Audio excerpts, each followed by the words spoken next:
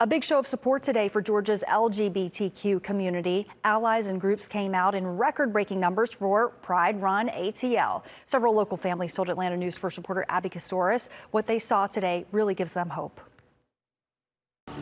Pride Run ATL is a 5K race raising money to support LGBTQIA+ groups, helping the community. They've seen a recent dip in corporate sponsorships. From 45 sponsors last year to 25 this year, organizers say corporations are fearful of backlash amidst a White House threatening to cut funding from groups who promote DEI, diversity, equity, and inclusion.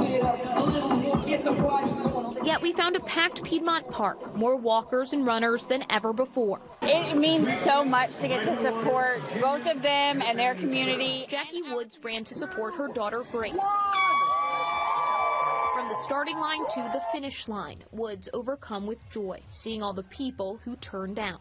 In this time, it means so much to know that, we're not alone in our support and in their journey. Organizers say it's not just about crossing the finish line, but moving the entire community forward. It's really just people trying to be who they want to be. Alex Benfield, an ally running for his trans sister. He says he wishes people would see that trans people just want to be themselves. It's not people trying to push their opinion on kids. There's just a lot of misconceptions that I feel like a lot of people have because they aren't exposed to people like this.